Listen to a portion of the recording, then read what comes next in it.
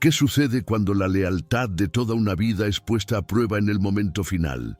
En el suntuoso mundo de los Alarcón, el dinero lo compra todo, excepto el amor verdadero. Hoy les traemos una historia sobre un testamento que cambiará la vida de todos, revelando que a veces la familia que elegimos vale más que la sangre. Si te gusta este tipo de contenido, no te olvides de suscribirte a nuestro canal Cuentos que Enamoran. Publicamos videos todos los días. Y dale like al video si te gusta esta historia y déjanos en los comentarios contando de dónde eres y a qué hora nos escuchas. Solo ella llegó al funeral del millonario Gregorio Alarcón. Ni su hijo, ni su hija, ni un solo nieto. Solo Elisa Campos de pie junto al ataúd, mientras el viento frío azotaba el patio de la capilla, como si hasta el clima no pudiera soportar quedarse. El director de la funeraria se veía incómodo, sus ojos alternando entre las sillas vacías y el rostro de Elisa. Carraspeó una vez, luego otra. ¿Desea que esperemos unos minutos más, señora Campos? No, dijo ella. Comience. Al señor Alarcón le habría molestado un retraso. Era puntual incluso en sus últimos días, tomando pastillas por reloj, viendo las noticias de la tarde a las 6 en punto, doblando sus pantuflas lado a lado antes de acostarse. Un hombre de hábitos, un hombre de dignidad y ahora un hombre puesto a descansar en soledad. Elisa se sentó en la primera fila, las 5 sillas a su alrededor vacías. El pastor recitó las escrituras sin convicción. Las flores eran demasiado brillantes, el ataúd pulido. No podía dejar de pensar en cómo el señor Alarcón se habría reído del alboroto y luego habría mirado alrededor, frunciendo el ceño, preguntando dónde diablos estaban los niños. ¿Dónde estaban? Un mensaje había llegado esa mañana. El hijo Damián envió una línea. Lo siento, algo surgió. No puedo ir. Sin explicación, sin llamada. Elisa se lo imaginó en su oficina, o más probablemente en un campo de golf con clientes, fingiendo no sentir el peso del día, fingiendo que la muerte de su padre era solo un pequeño evento en una agenda ocupada. La hija, Lorena, ni siquiera había enviado mensaje. Había dejado un correo de voz 2 días antes, alegre como una brisa de primavera. Elisa, realmente no puedo cancelar mi cita de uñas y sabes cómo me pongo ansiosa con las reprogramaciones. Dile a papá que lo visitaré la próxima semana. La frivolidad del mensaje de Lorena contrastaba brutalmente con la solemnidad del féretro ante ella. La próxima semana, pensó Elisa con amargura, como si los muertos aguardaran citas en sus agendas. Después del servicio, Elisa caminó sola detrás de los portadores del féretro. No lloró, no porque no estuviera de luto. Había estado de luto durante meses. Porque hay un tipo de dolor tan profundo que permanece inmóvil dentro de ti como un ancla. Y ese día ya estaba enterrada bajo él. El cementerio estaba casi desierto. Un viejo cuidador observaba desde la distancia la mano descansando en una pala. El ataúd fue bajado, las oraciones susurradas. El polvo encontró la madera encontró el silencio. Ella se quedó un rato después de que los demás se fueron. Sus tacones se hundieron ligeramente en la tierra y sintió el viento atrapar su abrigo. La lápida sería colocada más tarde. Por ahora una simple placa con el nombre de Gregorio. Gregorio Alarcón Pérez, amado padre, olvidado. La palabra se quedó en su mente como una piedra en el zapato. Olvidado. Elisa Campos había trabajado para la familia Alarcón durante 28 años. Comenzó cuando Damián y Lorena aún eran adolescentes, cuando la casa aún estaba llena de risas y la señora Elvira aún estaba viva. Había visto todo. Las discusiones sobre dinero, las promesas rotas, las visitas cada vez más espaciadas.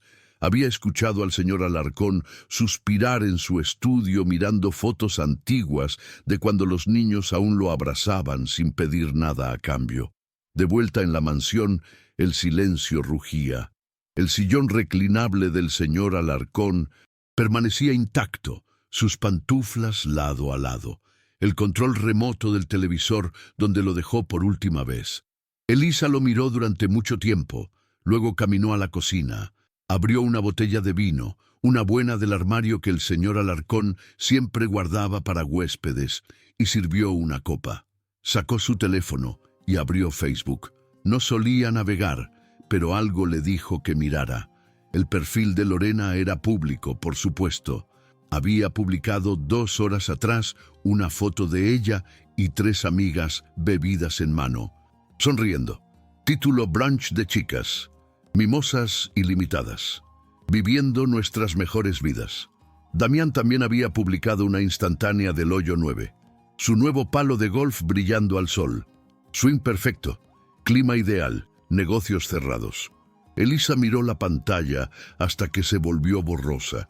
Luego apagó el teléfono, tomó otro sorbo de vino y miró la foto en la pared.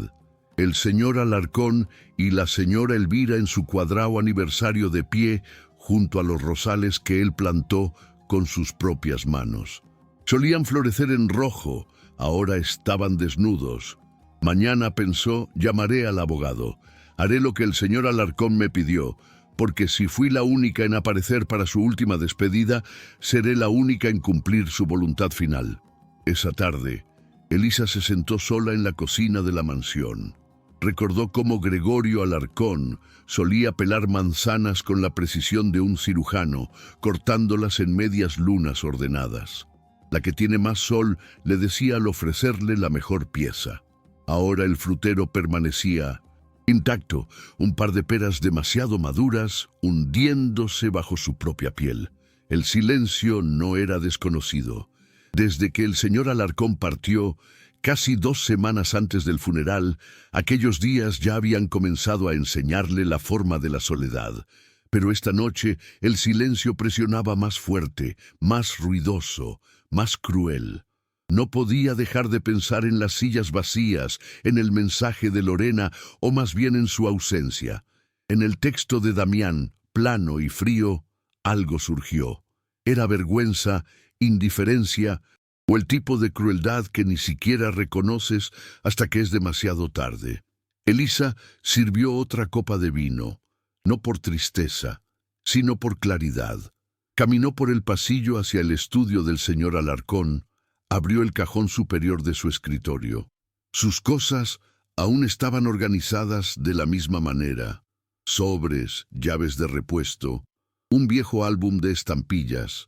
Alcanzó detrás de los archivos y sacó la carpeta que él había escondido detrás de todo lo demás. Delgada, ordenada, sellada con una banda elástica. Estaba etiquetada como testamento. Dentro de la carpeta, junto a las copias del testamento original y la lista meticulosa de beneficiarios, junto a las instrucciones detalladas para la casa, el auto, las cuentas e incluso el reloj antiguo que el abuelo del señor Alarcón había traído de Lisboa, estaba el sobre. Todo lo demás había sido preparado con la precisión de un relojero, revisado por el abogado 2 años atrás con una mezcla de amor y previsión que caracterizaba a Gregorio. Pero aquel sobre, más pequeño, de un papel ligeramente más grueso, era diferente. Llevaba su nombre escrito con la letra temblorosa, pero decidida que Elisa había llegado a reconocer también bien en los últimos meses, cuando la enfermedad comenzaba a ganar terreno, pero no su voluntad. Lo tomó con manos que no podía controlar.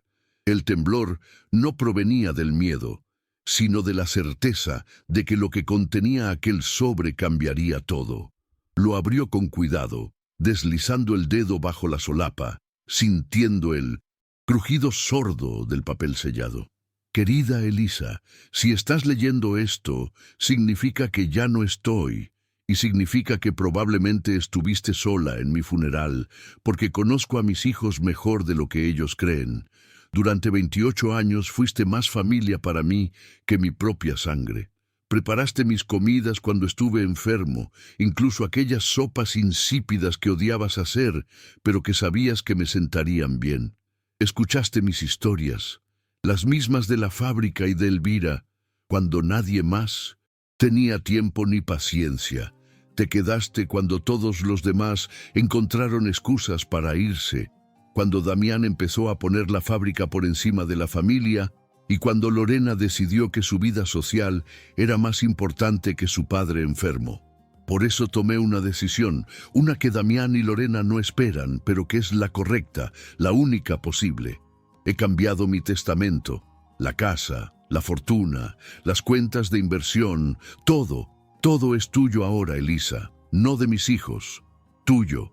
Esta casa que has cuidado con más dedicación que si fuera tuya, estos muebles que has pulido con esmero, el jardín que has regado incluso cuando nadie lo veía. Todo te pertenece. Sé que esto causará problemas. Sé que vendrán con abogados y furia, con acusaciones y amenazas, pero también sé que tú eres la única que merece esto. No por los años de servicio, no por las noches en vela o los domingos sacrificados, sino por los años de amor genuino, de esos que no se compran ni se fingen. Hay solo una condición, que cuides de mi nieto Bastián. Asegúrate de que tenga lo que necesita para su educación, para su futuro. Él es el único que todavía tiene algo bueno en su corazón que no ha sido corrompido por la avaricia o la indiferencia. El resto, déjalos aprender lo que significa perder algo que nunca valoraron, que entiendan de una vez por todas que el dinero no es lo único que se hereda y que a veces la herencia más valiosa es el respeto y el cariño que uno siembra en vida. Gracias, Elisa, por todo, por verme como un ser humano cuando todos los demás solo vieron una cuenta bancaria, por recordarme en mis peores días que aún valía la pena, no por lo que tenía, sino por quién era. Con cariño y gratitud eterna, Gregorio Alarcón. Elisa leyó la carta 3 veces. La primera con los ojos secos, casi sin respirar, absorbiendo cada palabra como si fueran los últimos granos de agua en un desierto. Cada sílaba resonaba en su mente con la claridad de una campana. Todo es tuyo ahora, Elisa. Las palabras le quemaban la retina. La segunda vez se llevó una mano al pecho, como si intentara contener el corazón que latía con una fuerza descomunal, amenazando con romperle las costillas. Sintió una oleada de calor, seguida de un escalofrío que le erizó la piel. No era solo la magnitud de la fortuna, era el peso de la confianza, la inmensidad de un gesto que borraba décadas de invisibilidad. La tercera vez, las lágrimas llegaron. No fueron sollozos ni gemidos, sino un torrente silencioso e imparable que se deslizó por su mandíbula y cayó sobre el papel, manchando ligeramente la tinta azul. Cada lágrima contenía el recuerdo de una noche en vela, de una palabra de aliento, de un té preparado a las 3 de la madrugada, de un silencio compartido que valía más que 1000 palabras. Él no solo le había dejado su fortuna, le había devuelto la dignidad, había validado cada minuto de su lealtad, había transformado su servicio invisible en un acto de amor reconocido. Con movimientos lentos, casi ceremoniales, metió la carta de nuevo en el sobre y la colocó sobre la repisa de la chimenea de mármol del estudio. Se quedó frente a ella, inmóvil, contemplándola como si fuera una reliquia sagrada. En esa casa de techos altos y pasillos silenciosos, las cartas como esa eran más raras que un día sin melancolía. No era que el amor no existiera entre sus paredes, sino que había pasado demasiado tiempo sin ser expresado, dado por sentado, estirado hasta volverse tan delgado y frágil que un suspiro podía romperlo. Permaneció allí de pie durante varios minutos, sintiendo el vacío de la mansión a sus espaldas. Luego, su mirada se desvió hacia la ventana que daba al jardín trasero. Allí estaban los rosales, desnudos y espinosos bajo la tenue luz del atardecer. Recordó al señor Alarcón podándolos con paciencia infinita, explicándole que cada corte debía ser preciso para que florecieran con más fuerza en primavera. Como la vida, Elisa le decía, a veces hay que podar lo que ya no sirve para dar fuerza a lo nuevo. Finalmente salió del estudio, cerró la puerta con un clic suave y se dirigió a su habitación. Una habitación que ya no era la de la empleada en el ala de servicio, sino una más amplia que el señor Alarcón le había insistido en ocupar después de que Elvira muriera. Esa noche, Elisa durmió sin el televisor encendido para ahogar el silencio, sin un libro que le distrajera de sus pensamientos, sin el viejo suéter de lana marrón del señor Alarcón doblado junto a ella en la cama, como había estado desde que lo trajo del hospital. Esa noche decidió guardarlo en el armario doblado, con el mismo cuidado con el que él doblaba sus pantuflas. El silencio seguía ahí, impregnando cada rincón de la casa, colgando de las lámparas y acurrucándose en los sofás, pero ya no pesaba sobre sus hombros con la misma opresión. Ya no era el silencio de la ausencia, sino el de una transición, el preludio de un nuevo comienzo. Al cerrar los ojos, no vio las sillas vacías de la capilla, sino la letra, un firme de Gregorio en aquel papel, y una sensación de propósito tan sólida y pesada como una losa de mármol se instaló en su pecho. No era alegría ni triunfo, era la tranquila y abrumadora certeza de que una promesa hecha en silencio hacía años acababa de ser sellada con la tinta más indeleble. El silencio ya no dolía, ya no. Al día siguiente, Elisa llamó al abogado. La mañana se presentó fría y diáfana. Antes de marcar, observó el jardín donde los rosales desnudos parecían esculpidos en el aire gris. Recordó al señor Alarcón explicándole con su paciencia infinita que cada corte preciso era necesario para el renacer. Ahora entendía que ella era lo nuevo que brotaría después de la poda más drástica. La oficina del abogado Ramiro Fuentes olía a libros viejos y pulimento de eucalipto, el tipo de lugar donde el tiempo se sentía denso y el silencio tenía un peso particular, como una capa de barniz sobre cada superficie. Ramiro había conocido a la familia Alarcón durante más de 30 años. Manejó su primera hipoteca, la licencia comercial del señor Alarcón, la escritura de la casa de Villa Serena y eventualmente su plan patrimonial. Confiable, preciso y, como Elisa, un poco cansado de personas que sonreían cuando querían algo. Su escritorio era un caos ordenado de legajos verdes y carpetas bis, una fortaleza de papel contra un mundo de ambiciones. Levantó la vista de su escritorio cuando ella entró, levantándose de su silla con una expresión de leve sorpresa que se transformó rápidamente en una cortés profesionalidad. Elisa, dijo abotonando su chaqueta con un gesto automático. Llegó temprano. No podía esperar, respondió ella, acomodándose en la profunda silla de cuero frente al que crujió suavemente como quejándose del intruso. Sus manos, ásperas por décadas de trabajo, se aferraron al bolso que colocó sobre su regazo, un pequeño escudo contra la inmensidad de lo que estaba a punto de confirmarse.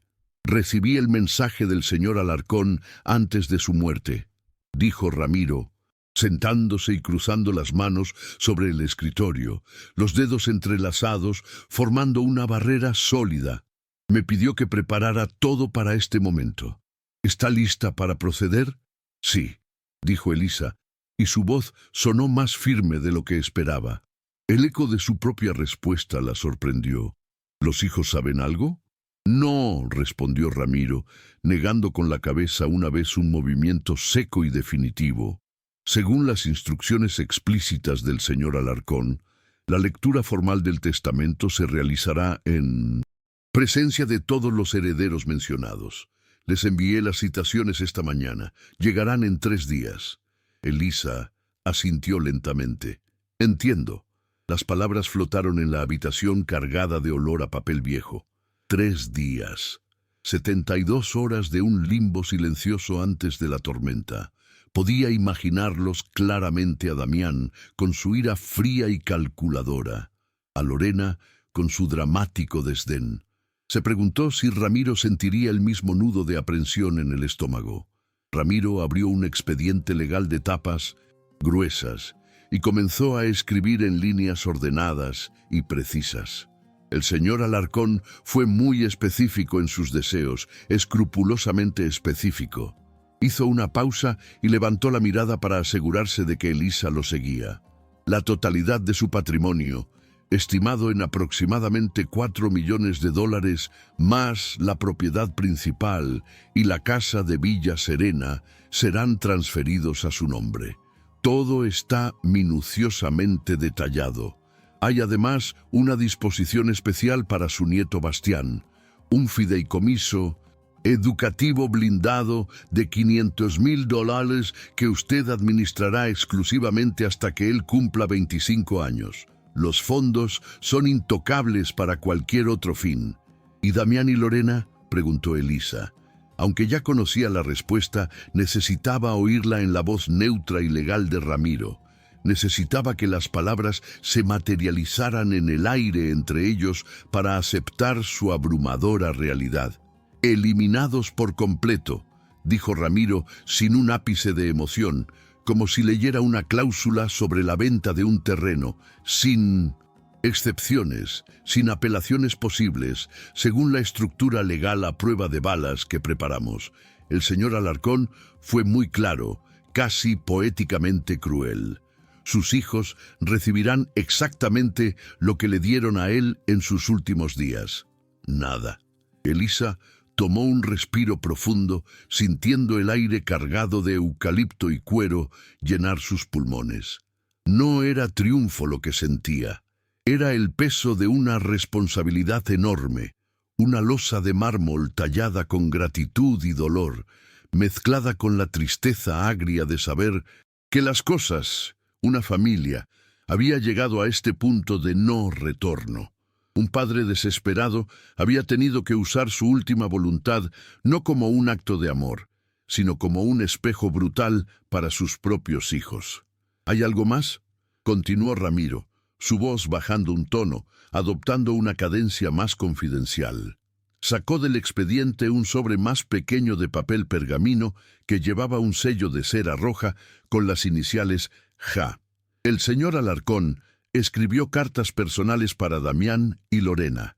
Me pidió expresamente que se las entregara durante la lectura del testamento. Delante de todos, están selladas. Ramiro giró el sobre entre sus dedos. No sé qué contienen, por supuesto. Booth, conociendo la meticulosidad de Gregorio y la profundidad de su decepción, me atrevería a decir que no será fácil de leer ni para ellos, ni para quien esté presente. Marta asintió imaginando la escena. No sería solo la explosión por el dinero, sería algo más profundo, más íntimo y, por tanto, más devastador. Sería el desmantelamiento público de su indiferencia. Los 3 días pasaron en un silencio extraño y elástico, como si la mansión contuviera la respiración. Elisa continuó con sus rutinas automáticamente, moviéndose por las habitaciones como un fantasma familiar. Limpió superficies que ya brillaban, pulió maderas que ya relucían, preparó comidas sencillas que solo ella comería en la vasta soledad del comedor. Cada habitación susurraba recuerdos. El sillón reclinable del señor Alarcón conservaba el leve hundimiento de su cuerpo. Su vieja bata de felpa aún colgaba detrás de la puerta del baño. Ella no las tocó. Eran reliquias ahora parte del museo de una vida que había cambiado para siempre. Por las tardes se sentaba en la cocina frente a la ventana y observaba el lento crepúsculo teñir de púrpura el cielo. Se preguntaba cómo reaccionarían Damián y Lorena con la furia fría y litigiosa de Damián, que vería el mundo como una transacción que había salido mal, o con el histérico y performativo dolor de Lorena, que lloraría no la pérdida de su padre, sino la de su herencia. Se preguntaba una y otra vez si el señor Alarcón había hecho lo correcto. No había duda de su derecho a hacerlo, pero era correcto. Esta era la única forma de que sus hijos, ya adultos, cincuentones y endurecidos en sus caminos, entendieran algo, o simplemente era el acto final de un hombre profundamente herido que quería, por una vez que su ausencia se sintiera con la misma fuerza con la que él había sentido la de ellos. Una tarde, el segundo día, se encontró de pie frente al armario de la habitación de invitados donde había guardado, doblado con infinita delicadeza, el viejo suéter de lana marrón del señor Alarcón. Lo sacó y se lo llevó a la cara. Aún conservaba un tenue rastro de su colonia, mezclado con el aroma a naftalina y a tiempo detenido. Una oleada de afecto tan profunda que casi la dobló por la mitad la recorrió. No era el amor de una esposa o una hija, sino algo más singular, forjado en la fragua compartida de la lealtad y la compañía silenciosa. En ese momento, cualquier duda se disipó. Gregorio no había actuado por venganza, había actuado por justicia. Una justicia poética y desgarradora, pero justicia al fin. Había honrado el cariño verdadero sobre los lazos de sangre vacíos, y ella, Elisa Campos, era la depositaria de esa justicia. La noche anterior a la lectura, el sueño fue esquivo. Los sonidos de la casa parecían amplificados. El crujido de las vigas, el susurro del viento en las canaletas, el lejano tic-tac del reloj de péndulo en el vestíbulo. Se levantó y caminó descalza por el pasillo hasta el estudio. No encendió la luz. La luna llena bañaba el escritorio, iluminando el espacio donde la carpeta con el testamento había estado escondida. Ahora solo quedaba el polvo, un ligero rectángulo más claro en la madera. Allí, en la penumbra, sintió una paz extraña. No era la paz de la tranquilidad, sino la paz del deber comprendido. Mañana no sería el final, sería el principio de una vida que no le pertenecía solo a ella, sino también a la memoria y a la última voluntad de Gregorio. Y por primera vez, desde su muerte, Elisa no sintió el frío de la soledad, sino el calor abrumador de una promesa que debía cumplir. Pero cada vez que dudaba, acudía a su memoria la imagen imborrable del funeral, las sillas vacías que gritaban ausencia, el viento frío que se colaba buscando los huesos. Esa soledad absoluta era el antídoto contra cualquier inseguridad. El día de la lectura del testamento llegó con un cielo gris y amenazante, un manto plomizo que parecía apropiado para la ocasión. Elisa llegó temprano a la oficina del abogado, vistiendo su mejor traje negro, el mismo que había usado en el funeral. No era solo una prenda, era una armadura. Se sentó en la sala de espera, en una incómoda butaca de cuero, con las manos cruzadas sobre su regazo, tratando de calmar el temblor nervioso que recorría sus dedos como un voltaje bajo la piel. Observó los detalles del lugar, los cuadros de paisajes marinos con olas congeladas en el tiempo, la estantería repleta de códigos legales con lomos desgastados, el reloj de pared cuyo tic-tac parecía marcar los latidos de su propio corazón. Cada segundo era una eternidad. Damián llegó primero con su esposa Bárbara. Vestían como siempre, impecables, caros, con esa expresión de personas acostumbradas a obtener lo que quieren, a quienes la vida les había concedido tantos deseos que ya ni siquiera sabían lo que era anhelar algo de verdad. Damián apenas miró a Elisa cuando pasó junto a ella, como si fuera un mueble más, un florero polvoriento en una esquina. Su mirada se deslizó sobre ella sin registrarla. «¿Qué hace ella aquí?», susurró Bárbara, lo suficientemente alto como para que Elisa escuchara cada palabra, un dardo envenenado y preciso. «Probablemente le dejó algo pequeño», respondió Damián, con una indiferencia que cortaba más que el desprecio. «Papá siempre fue sentimental con el servicio. Una joya de la abuela, quizás, o ese jarrón chino que tanto le gustaba». Su tono era de fastidio, como si estuvieran perdiendo el tiempo en una formalidad sin importancia.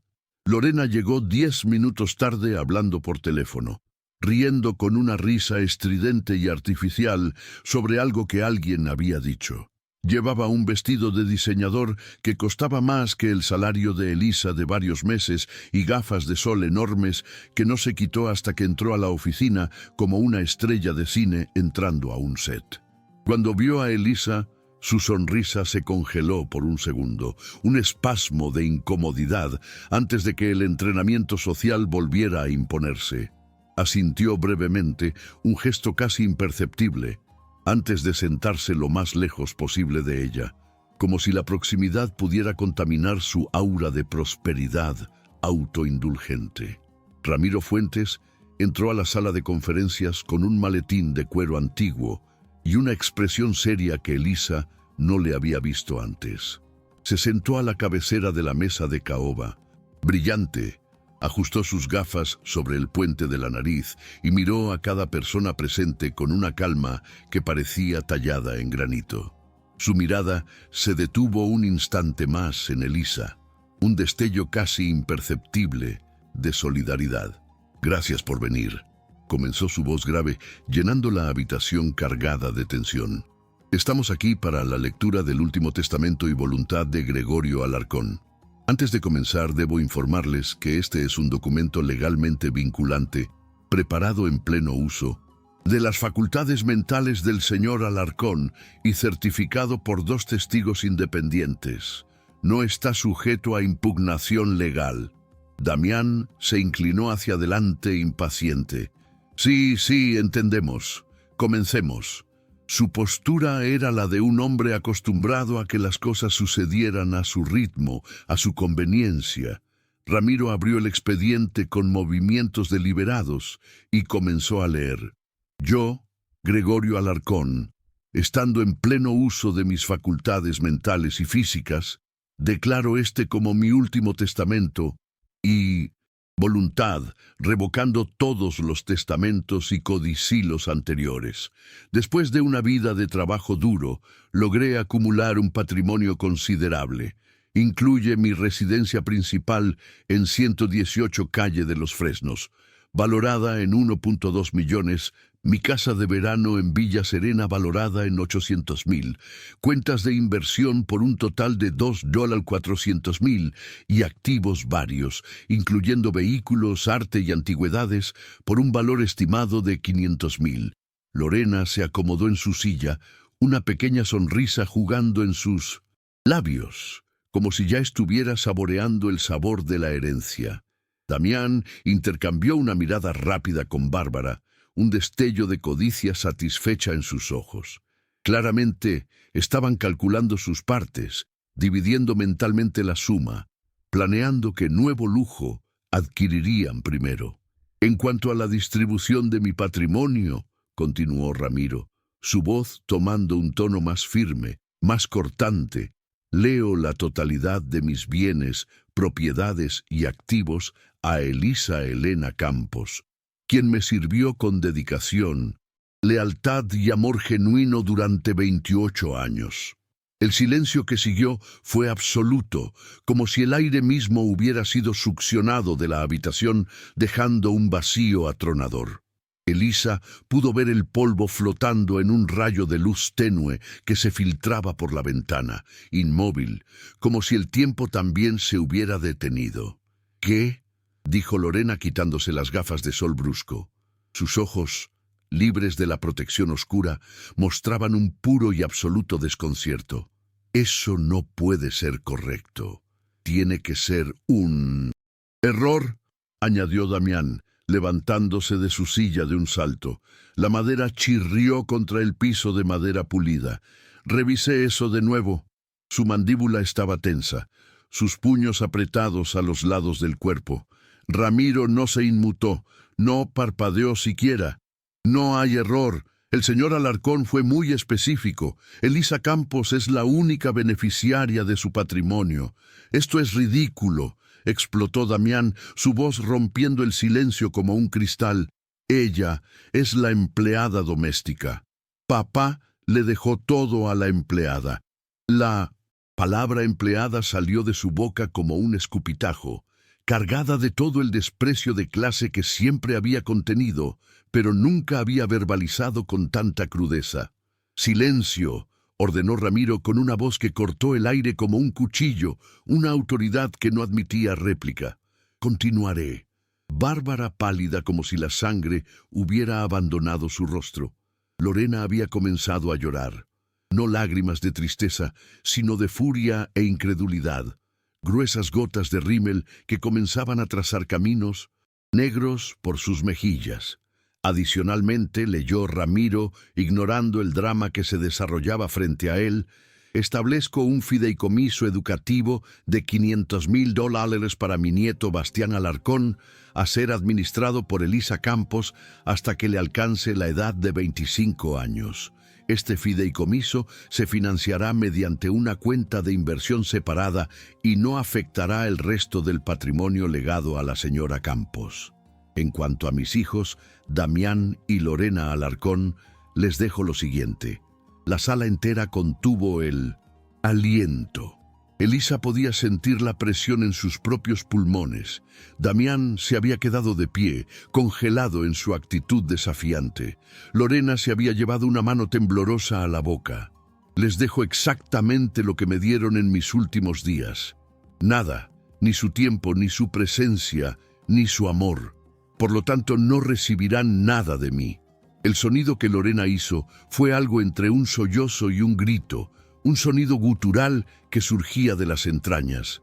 Damián golpeó la mesa con el puño, haciendo saltar los vasos de agua. «Esto no puede ser legal», gritó, su rostro congestionado por la ira. «Lo impugnaremos». Ella lo manipuló. Un hombre en su lecho de muerte no puede pensar claramente. Con una calma que resultaba casi sobrehumana, Ramiro sacó otro documento de su maletín. Anticipando esta reacción, el señor Alarcón solicitó una evaluación psicológica completa 3 meses antes de su muerte.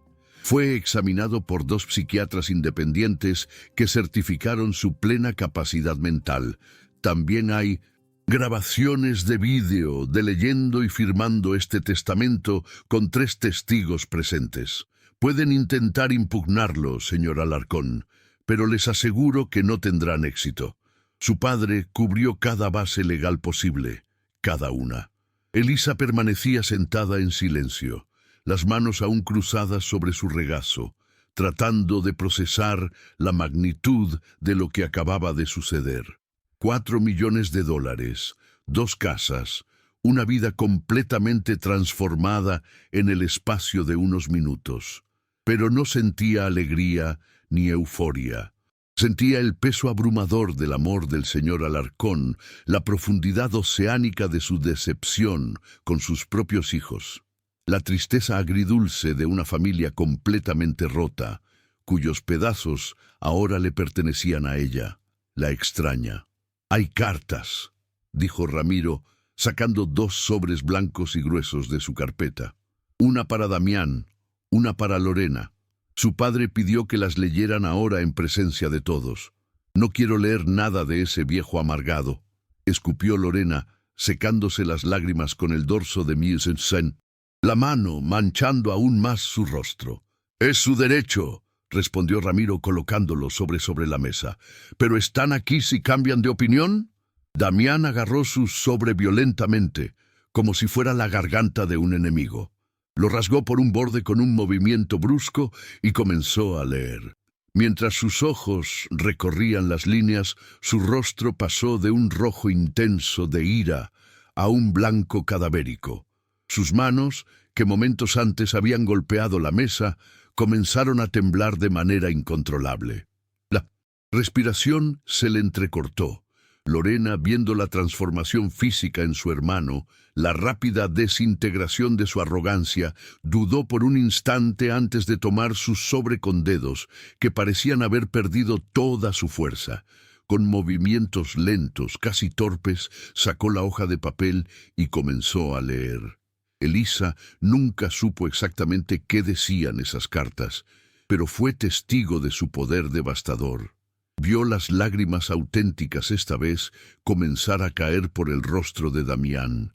Unas lágrimas que no tenían nada que ver con la rabia y todo que ver con el dolor. Vio a Lorena doblar la carta con una precisión funeraria y metérsela en el bolso. Sus labios, antes tan sonrientes, ahora apretados en una línea delgada y pálida de derrota. «Mi padre», comenzó Damián, su voz quebrada y reconocible. «Mi padre escribió cada cosa que hice mal, cada promesa rota, cada llamada ignorada, cada vez que pedí dinero pero nunca tiempo, cada Navidad que cancelé por trabajo, cada aniversario de la muerte, de mamá que olvidé». No pudo terminar. Se desplomó en su silla, la cabeza cayendo sobre su pecho, la carta deslizándose de sus manos inertes para caer al suelo. Una hoja de papel que pesaba más que todo el patrimonio de los Alarcón. Lorena estaba llorando abiertamente ahora, no de furia, sino de algo más profundo, más desgarrador. Arrepentimiento tal vez, o la realización tardía y brutal de lo que había perdido. No el dinero, sino algo mucho más valioso e irrecuperable, el amor y el respeto de su... padre, decía que me amaba. Susurró su voz, apenas un hilo de sonido, que siempre me amaría, pero que amar a alguien no significa permitirles que te destruyan, que había pasado toda su vida esperando que yo viera lo que realmente importaba y que murió todavía esperando. Las palabras flotaron en la habitación, un epitafio para una relación que nunca llegó a ser. La sala quedó en silencio otra vez, pero este silencio era diferente. Ya no estaba cargado de tensión y odio, sino de un dolor denso y pesado, como una losa. Ramiro cerró el expediente con un sonido seco que resonó como un portazo. «Si no hay más preguntas legales», dijo, su voz recuperando un tono profesional, «esta reunión ha concluido. Elisa, necesitaré que se quede para firmar algunos documentos. El resto de ustedes son libres de irse».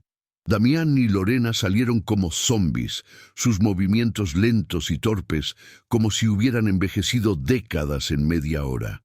Bárbara intentó decir algo. Abrió la boca, buscó las palabras, las encontró vacías y luego simplemente siguió a su esposo afuera, una sombra pálida y silenciosa. Cuando Elisa y Ramiro quedaron solos en la sala, que aún retenía el eco del dolor ajeno, él suspiró profundamente, dejando caer por un momento su fachada de impasibilidad. Se quitó las gafas y se frotó el puente de la nariz. «Nunca es fácil», dijo con un deje de cansancio en la voz. «Pero el señor Alarcón sabía lo que hacía. Me dijo, en una de nuestras últimas reuniones, que esta sería la única manera de que sus hijos finalmente entendieran lo que habían perdido, no el dinero a él». Elisa asintió, incapaz de hablar por el nudo en su garganta, una mezcla de emociones tan intensa que la dejaba sin aliento. «Hay una cosa más», añadió Ramiro sacando un último sobre del maletín. Este era de un papel más grueso, de mejor calidad. «Esto es para usted. Me pidió que se lo diera después de que los demás se fueran. Insistió en que fuera entonces».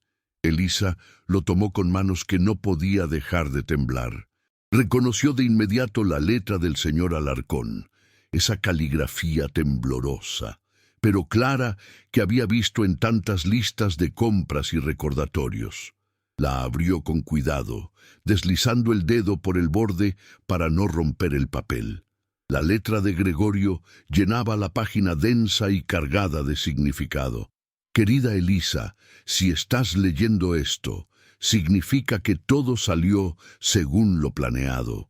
Puedo imaginar el shock en la sala, la furia de mis hijos, las acusaciones que ahora mismo deben estar volando como andagas. No les hagas caso, no cargues con su veneno. Tomé esta decisión porque era la correcta, no para castigar a Damián y Lorena, aunque tal vez eso sea un efecto secundario necesario, sino para honrar a la única persona que me trató como un ser humano en mis últimos años, no como un chequera con patas. ¿Sabes qué es lo más triste, Elisa? No es morir, es darte cuenta en la quietud de tus últimos días de que las personas que criaste, a las que amaste con cada fibra de tu ser, no tienen tiempo para ti cuando realmente importa.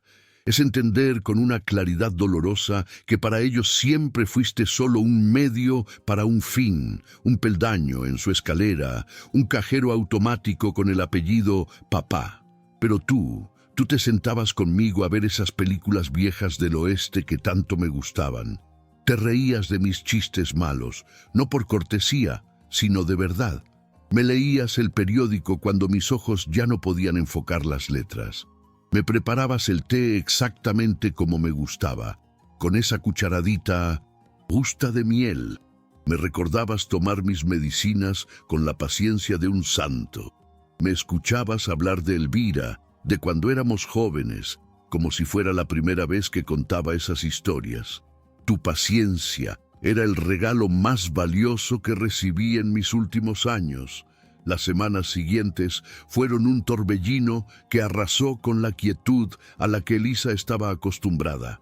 Su vida, que durante casi 3 décadas había transcurrido entre rutinas domésticas y el cuidado silencioso de otro, se transformó de repente en una sucesión de reuniones, documentos y decisiones que la dejaban sin aliento. Contrató a los asesores financieros que Ramiro recomendó. Un trío de hombres y mujeres impecablemente vestidos, cuyas sonrisas profesionales no lograban ocultar una pizca de curiosidad por la nueva e inesperada millonaria. Se sentó durante horas en la misma mesa del comedor donde el señor Alarcón solía desayunar, tratando de descifrar conceptos como cartera diversificada, bonos del tesoro y fideicomisos irrevocables. Era abrumador, pero también extrañamente emocionante. A sus 52 años, Elisa Campos estaba comenzando una vida completamente nueva y cada noche, antes de dormir, sentía una mezcla de vértigo y una determinación que no conocía desde su juventud. El mundo exterior, sin embargo, no estaba dispuesto a dejarla en paz. Damián intentó llamarla una vez. El teléfono fijo de la mansión, cuyo timbre solía ser un sonido raro, trinó con una insistencia agresiva. Elisa vio el nombre en la pantalla y dejó que el contestador automático hiciera su trabajo. La voz de Damián, tensa y falsamente cordial, llenó la sala. Elisa, soy Damián. Necesitamos hablar. Llámame cuando puedas. Es importante. Ella borró el mensaje sin pestañear, pero el puño de ansiedad que se le formó en el estómago tardó horas en disiparse. 2 días después llegó la carta. No era un sobre común, sino grueso, de papel pergamino, con el membrete de un bufete de abogados, cuyo nombre sonaba a dinero y litigios. La amenaza era sutil, pero clara. Impugnación del testamento bajo alegatos de indebida influencia y capacidad mental menguante. Elisa, con manos que apenas temblaban, llamó a Ramiro Fuentes. Él se encargó de eso rápidamente, enviando por mensajero una carpeta con documentación tan sólida, evaluaciones psiquiátricas, declaraciones juradas de testigos, grabaciones vídeo, que la respuesta del abogado de Damián llegó en menos de 48 horas. Se retiraban de cualquier acción legal. En este momento, la victoria fue tranquila, pero dejó en Elisa un regusto amargo, la confirmación de que la batalla por la herencia sería ante todo una guerra de desgaste emocional. Fue en ese clima de tensión contenida cuando 3 semanas después de la lectura del testamento, Lorena apareció en la puerta de la mansión. Elisa la vio a través de la mirilla y por un momento no la reconoció. La mujer que había sido tan elegante, tan impecablemente compuesta en la oficina del abogado, ahora era una silueta desdibujada bajo la llovizna de una tarde gris. Su cabello, normalmente peinado con precisión quirúrgica, estaba mojado y enmarañado. Su maquillaje, siempre perfecto, se había corrido, dejando visibles las ojeras y el enrojecimiento de sus ojos. Parecía haberse encogido como si el peso de su propia conciencia la estuviera comprimiendo. Elisa dudó. Su mano se cerró alrededor del pomo de la puerta, los nudillos blancos. Podía fingir que no estaba, retirarse a la cocina y esperar a que se fuera. Pero entonces recordó la mirada del señor Alarcón en sus últimos días, esa mezcla de decepción y un amor obstinado que se negaba a morir. Abrió la puerta. «¿Qué quieres, Lorena?» La voz de Elisa sonó más firme de lo que esperaba, cortando el aire húmedo de la tarde. Lorena levantó la vista y en sus ojos había una vulnerabilidad tan cruda que Elisa casi dio un paso atrás. «Necesito hablar contigo», dijo Lorena con voz ronca, como si hubiera estado gritando o llorando durante horas. «Por favor». Elisa se hizo a un lado y la dejó entrar. El cruce del umbral fue cargado de significado. Era la primera vez que Lorena entraba en la casa no como la hija del dueño, sino como una visitante, una suplicante. Caminaron en silencio hacia la sala de estar, la misma donde el señor Alarcón solía leer el periódico cada mañana en su sillón de cuero. La luz del amanecer filtrándose a través de las ventanas altas, iluminando las motas de polvo que danzaban en el aire. Ahora la habitación estaba en penumbras, el crepúsculo tejiendo sombras largas sobre los muebles. Lorena se sentó al borde del sofá como si temiera mancharlo y hundió la mirada en sus manos que no dejaban de retorcerse en su regazo. «No vine a pedir dinero», comenzó sin levantar la vista. «Sé que no tengo derecho a nada. Lo sé. Solo necesitaba que alguien entendiera». Elisa se sentó frente a ella en el sillón que había sido el favorito de Gregorio. No dijo nada. No ofreció té, ni café, ni consuelo, solo esperó. El silencio se extendió, denso e incómodo, roto, solo por el tic-tac del viejo reloj de péndulo que había sido testigo de tantas conversaciones en esa casa. «¿Entender?», preguntó Elisa finalmente, su voz suave pero implacable. «Que lo arruiné todo», estalló Lorena, y las palabras salieron en un torrente ahogado. «Que fui una hija terrible, egoísta, ciega, que mi padre murió pensando que no me importaba cuando su voz se quebró y un sollozo sacudió su cuerpo. Cuando sí me importaba. Dios, sí me importaba. Solo estaba tan atrapada en mi propia vida, en mis propios problemas estúpidos, en esa carrera absurda por tener más, por parecer mejor, que no vi lo que estaba perdiendo hasta que fue demasiado tarde, hasta que ya no había tiempo, ni segundas oportunidades, ni manera de decirle lo siento. Lágrimas corrieron libremente por su rostro, limpiando surcos en el rímel corrido. Elisa la observaba y en lugar de la rabia que tal vez habría sentido antes, solo sentía una profunda y cansada tristeza. Lorena no era una villana de una obra de teatro. Era una mujer que había confundido el valor de las cosas con el precio de las cosas y que ahora despertaba a la realidad con el dolor de quien descubre que ha estado viviendo en una mentira.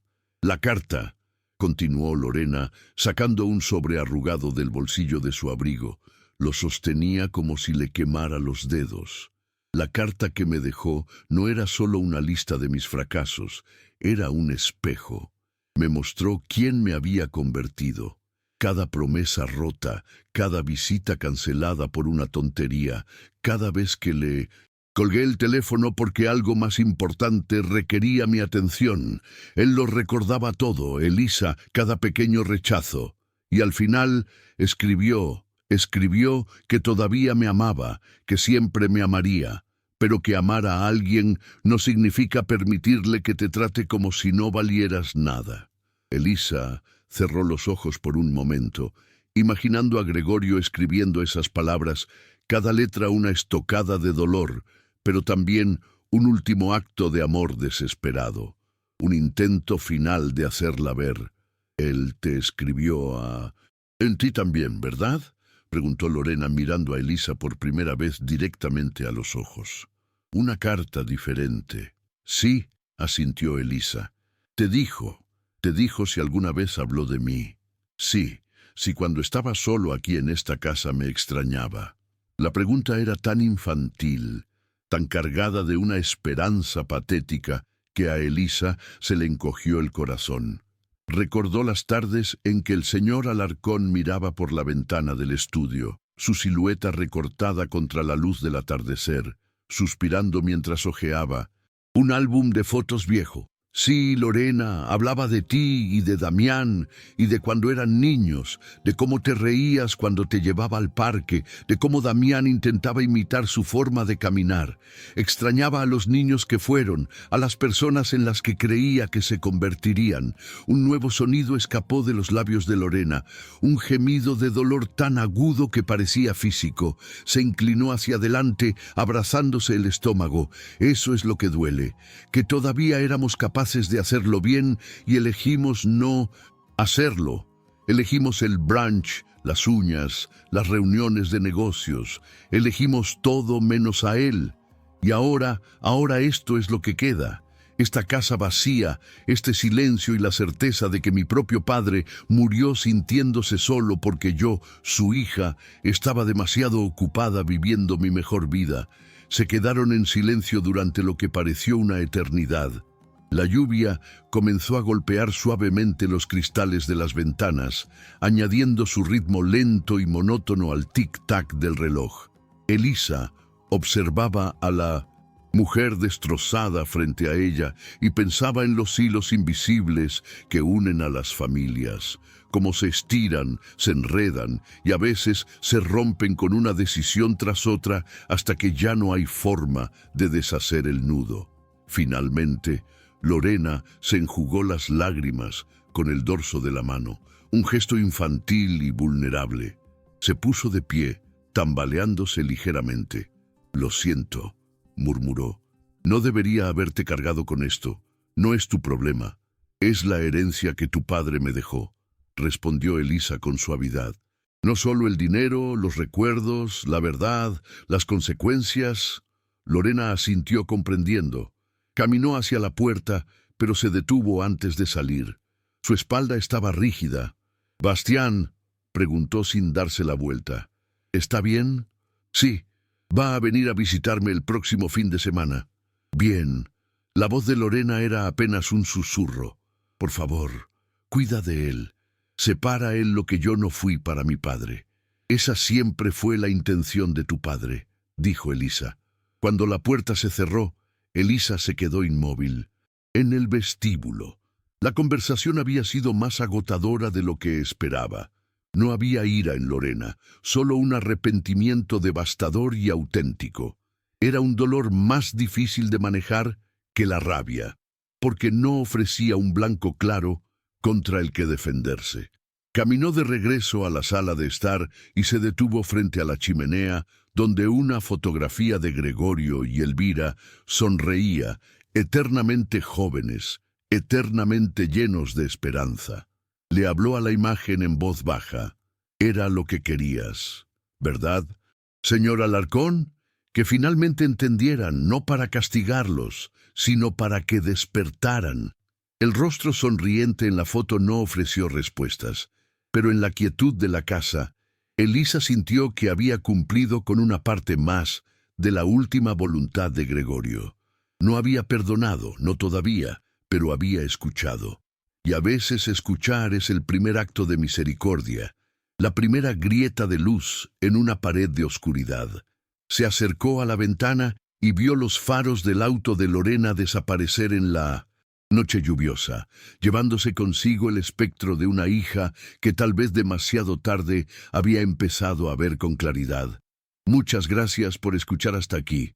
Si te gusta este tipo de contenido, no te olvides de suscribirte a nuestro canal Cuentos que Enamoran. Publicamos videos todos los días. Y dale like al video si te gusta esta historia y déjanos en los comentarios contando de dónde eres y a qué hora nos escuchas.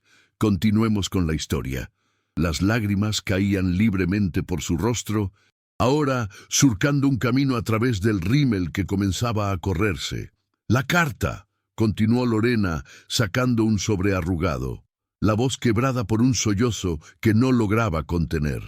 Enumeraba cada cumpleaños que olvidé, cada promesa que rompí, cada vez que dije que estaría allí y no lo estuve.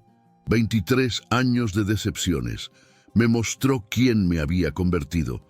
Cada promesa rota, cada visita cancelada. Él lo recordaba todo, Elisa. Cada pequeño rechazo, como si hubiera estado llevando un registro secreto de cada herida, cada ausencia, y al final escribió: «Todavía te amo, siempre te amaré, pero no puedo seguir esperando que te conviertas en la persona que creía que eras». Las lágrimas caían libremente por su rostro, ahora surcando un camino a través del rímel que comenzaba a correrse, manchando el cuello inmaculado de su blusa. No eran las lágrimas dramáticas y controladas a las que Elisa estaba acostumbrada a ver en ella, sino un llanto auténtico, desgarrado, que le sacudía los hombros.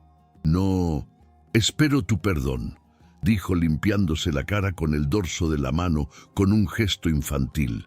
«No espero que entiendas por qué hice las cosas que hice.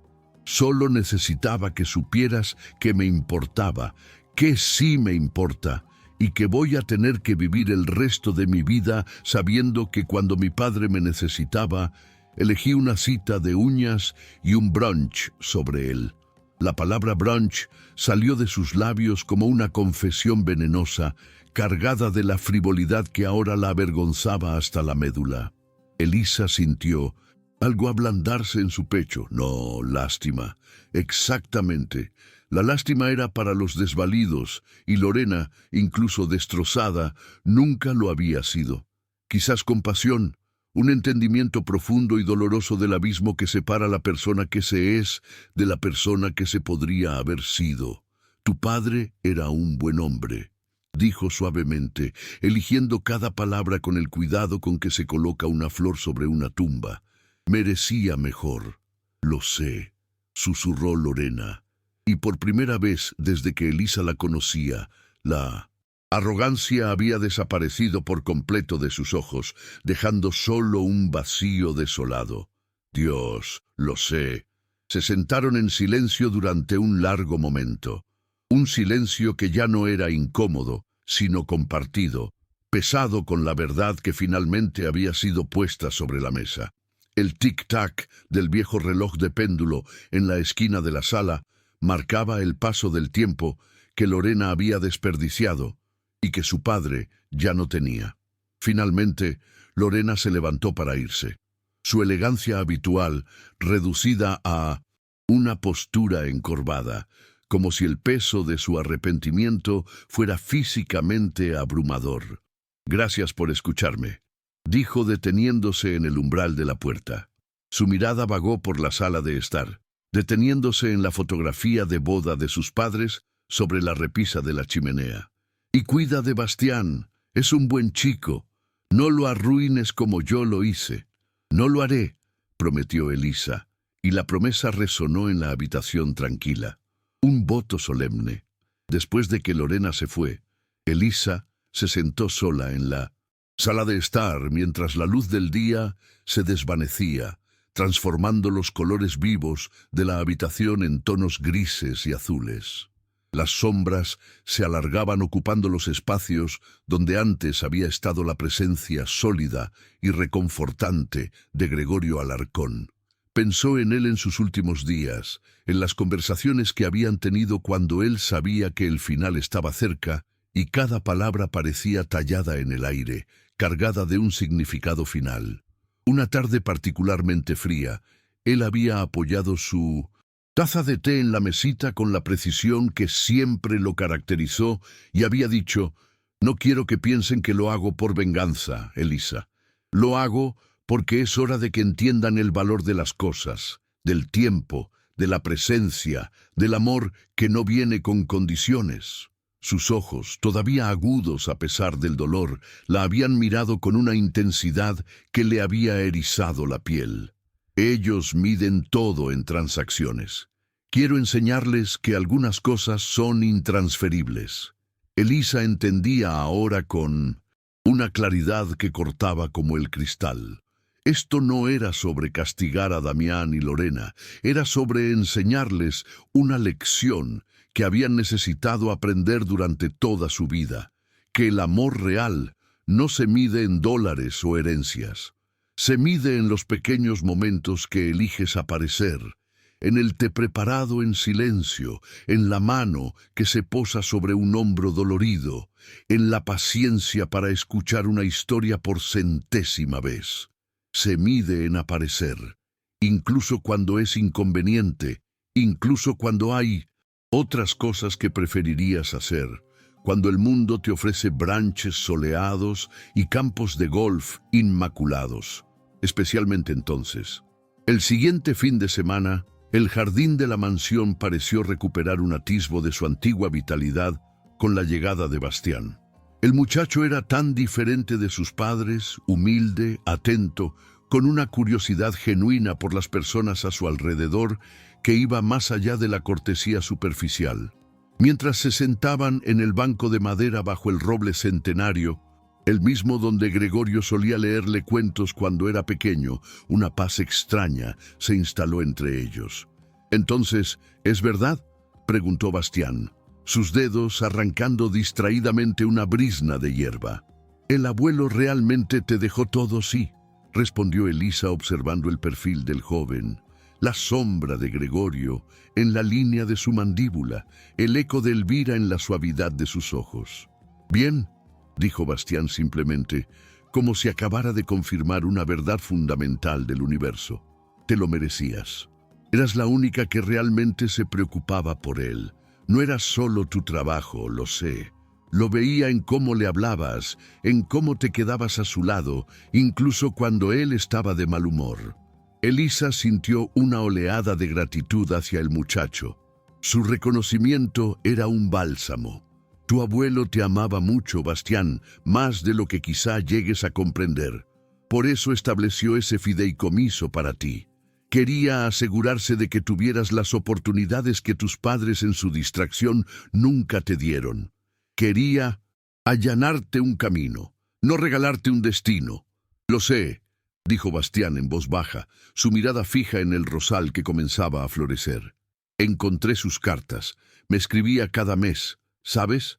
Durante los últimos 2 años. Mamá nunca me las dio». Alzó la vista y Elisa vio el dolor de la traición en sus ojos, un dolor que no debería cargar a alguien de su edad. «Las encontré en una caja en el fondo de su armario cuando estaba buscando un viejo pasaporte. Simplemente las guardó allí en una caja de zapatos y nunca me dijo que él estaba tratando de contactarme. Nunca». Elisa sintió una punzada de dolor por el chico, un dolor agudo y familiar. Era el mismo dolor que había visto en los ojos de Gregorio cuando esperaba en vano una llamada. «Lo siento mucho, Bastián». «De verdad no lo sientas», respondió. Y su voz tenía una dureza nueva, la dureza que nace de enfrentar una verdad dolorosa. «Me alegro de saber la verdad ahora. Me alegro de saber quién realmente se preocupaba y quién solo fingía. El abuelo nunca me abandonó. Fueron otros los que pusieron una pared entre nosotros». Miró a Elisa directamente. «Tú nunca pusiste paredes». Pasaron el resto de la tarde hablando sobre el futuro. Bastián, con los planos de sus sueños desplegados en la mesa del jardín, le explicó su deseo de estudiar arquitectura, de construir cosas hermosas que duraran, estructuras que dieran refugio y alegría, que contaran una historia de permanencia en un mundo efímero. Elisa lo escuchó, y mientras lo hacía le prometió que El fideicomiso cubriría su educación sin importar la universidad que eligiera, sin importar los costos. Tu abuelo quería que volaras, Bastián. Yo solo me aseguraré de que tengas el viento necesario bajo tus alas. Hay una condición, añadió serena pero firme. Tu abuelo fue muy específico. Quería que aprendieras el valor del trabajo duro, que entendieras que el mérito no es solo un concepto, sino una práctica. Así que una parte del fideicomiso es tuya cuando te gradúes, otra parte cuando consigas tu primer trabajo y lo mantengas por un año, y el resto cuando tengas 25 años y hayas demostrado, con hechos y no con palabras, que puedes mantenerte por ti mismo, que has construido tu propio cimiento. Eso es justo, dijo Bastián, y una sonrisa pequeña pero genuina asomó a sus labios. No esperaría menos del abuelo. Él siempre decía que lo que se gana sin esfuerzo se valora sin aprecio. Mientras el sol comenzaba su descenso, pintando el cielo con una acuarela de tonos naranja, rosa y púrpura, Bastián se preparó para irse. Elisa lo acompañó hasta su coche, un vehículo modesto que contrastaba con los lujosos modelos que siempre habían preferido Damián y Lorena. «Gracias, Elisa», dijo él, abrazándola con una fuerza que sorprendió a la mujer. «Por todo, por estar ahí para él, por estar aquí para mí. Este es tu hogar siempre, Bastián. Lo sabes, ¿verdad?» Él asintió con los ojos brillantes. «Lo sé, ahora más que nunca». Mientras el auto de Bastián desaparecía por el camino de gravilla, convertido en una mancha oscura contra el crepúsculo encendido, Elisa se quedó en el porche, envuelta en el chal que había pertenecido a la señora Elvira. El aire era fresco y olía a tierra mojada y a las primeras flores del jardín que ella con sus propias manos estaba resucitando. Pensó en el señor Alarcón, en cómo habría sonreído al ver a Bastián tan maduro, tan agradecido, con la semilla de la integridad brotando fuerte dentro de él. Pensó en las decisiones que Gregorio había tomado, decisiones drásticas, dolorosas, que habían partido en dos la historia de su familia, pero que como un cirujano que corta para salvar, quizás habían sido la única manera de sanar algo, o al menos de evitar que la gangrena del desprecio y la indiferencia lo consumiera todo. No fue venganza. Al sentarse en la quietud de la noche que caía, Elisa lo entendió con una claridad absoluta. Había sido justicia, la justicia silenciosa de un hombre que finalmente honró a la persona que ya era todo lo que él necesitaba, desafiando a sus hijos a vivir con las consecuencias de sus elecciones. Elisa entró a la casa, su casa ahora, y cerró la puerta con un clic suave, pero definitivo. El sonido resonó en el vestíbulo amplio, marcando un final y un comienzo. El silencio que la recibió ya no se sentía vacío, ahora tenía la textura de la aceptación, el ritmo tranquilo de una respiración profunda. Se sentía como paz, una paz trabajada, ganada a pulso entre la tristeza y la redención. Los meses que siguieron fueron un lento y metódico aprendizaje de una nueva vida. Elisa, con la tenacidad que la había caracterizado durante sus 28 años de servicio, se aplicó a la tarea de administrar su herencia con la misma dedicación con la que una vez pulió los pisos de la mansión. Contrató a los asesores financieros que Ramiro recomendó, sumergiéndose en un mundo de documentos legales, estrategias de inversión y planes fiduciarios que le resultaban tan ajenos como otro idioma. Las cifras astronómicas para alguien que había contado cada centavo para llegar a fin de mes, al principio la mareaban. $4 millones no eran solo un número, eran una responsabilidad abrumadora. La confianza depositada en ella, materializada en estados de cuenta y portafolios de inversión. Fue entonces cuando tomó una de sus primeras decisiones importantes respecto a la casa de Villa Serena. La propiedad, un refugio de madera y piedra junto al agua que el señor Alarcón había amado por su tranquilidad, No podía convertirse simplemente en una segunda residencia o en un activo más en una cartera. Recordó las interminables conversaciones con Gregorio sobre el agotamiento de los cuidadores, sobre aquellas personas que, como ella, dedicaban sus vidas a otros hasta el borde del colapso. Nadie cuida a quienes cuidan.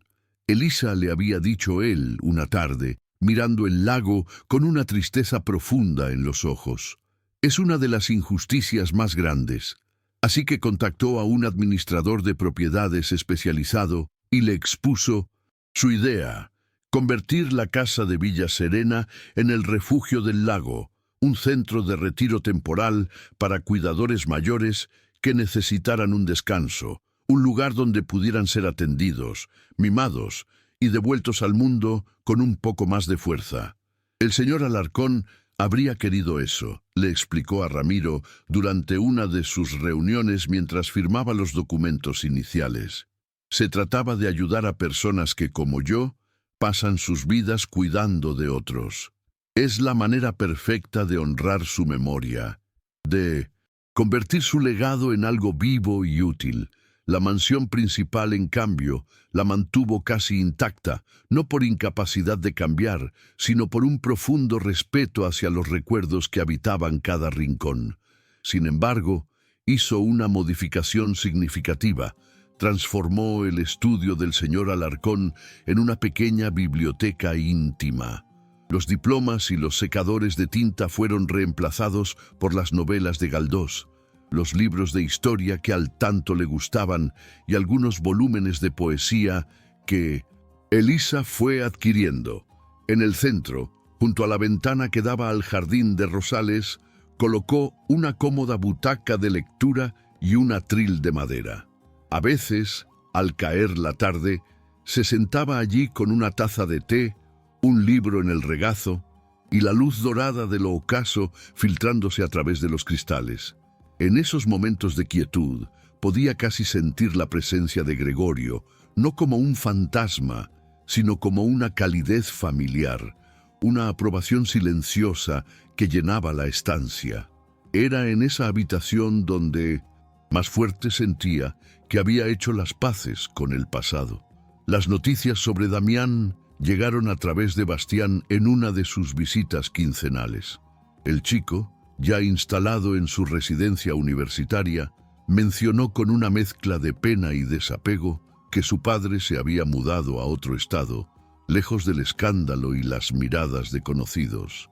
Su matrimonio con Bárbara, aquella mujer impecable y fría que había despreciado a Elisa en la oficina del abogado, se había resquebrajado bajo el peso de las deudas y la pérdida del estatus. La casa grande, símbolo de su éxito, había tenido que ser vendida y ahora vivían en un apartamento modesto. Damián, según Bastián, parecía haber encerrado su orgullo y su fracaso en una amargura permanente.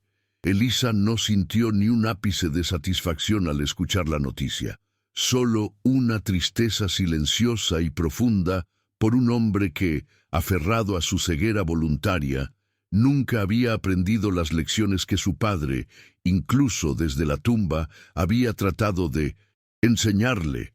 Era la tragedia de un hijo que, habiendo tenido todo, lo había perdido por no entender el valor de nada. 6 meses después de la lectura del testamento, Lorena apareció de nuevo en la mansión. Elisa la vio acercarse por el camino de gravilla a través de la ventana de la cocina y por primera vez no sintió esa punzada de aprensión. La mujer que caminaba hacia la puerta era irreconocible respecto a la que había irrumpido en la oficina de Ramiro con un vestido de diseñador y una furia contenida. Esta Lorena vestía unos jeans sencillos y una chaqueta informal. Su cabello, sin los complejos arreglos de antaño, caía lacio sobre sus hombros. No llevaba maquillaje y en su rostro se podían ver las huellas del llanto y las noches de insomnio. Se veía, pensó Elisa con un dejo de compasión, más real, más humana. No vine a pedir nada. Fueron sus primeras palabras tan pronto como Elisa abrió la puerta, como si necesitara aclararlo de inmediato para poder cruzar el umbral. Solo, quería que supieras que empecé a ver a un terapeuta. Estoy tratando de entender cómo me convertí en la persona que fui. Elisa la invitó a pasar y se sentaron en la sala de estar, la misma donde Gregorio solía leer el periódico los domingos por la mañana. El sol de la tarde se colaba por las ventanas, iluminando motas de polvo que danzaban en el aire. «Estoy tratando de desentrañar todo esto», continuó Lorena, sus dedos jugueteando nerviosamente con el borde de su chaqueta. «¿Cómo pude priorizar una cita de uñas sobre el funeral de mi propio padre? ¿Cómo pude ver a mi hijo, a mi propio hijo, como una extensión de mí misma, y no como una persona con necesidades que yo debía atender? Y quería disculparme, no por el dinero, eso ya lo sé, no tengo derecho a ello, sino por cómo te traté todos esos años, Elisa. Nunca te vi como una persona, solo como personal, como un mueble más que cumplía una función. Y eso estuvo mal. Fue cruel y deshumanizante, y lo lamento profundamente». Elisa la observó en silencio, viendo la sinceridad que empañaba sus ojos.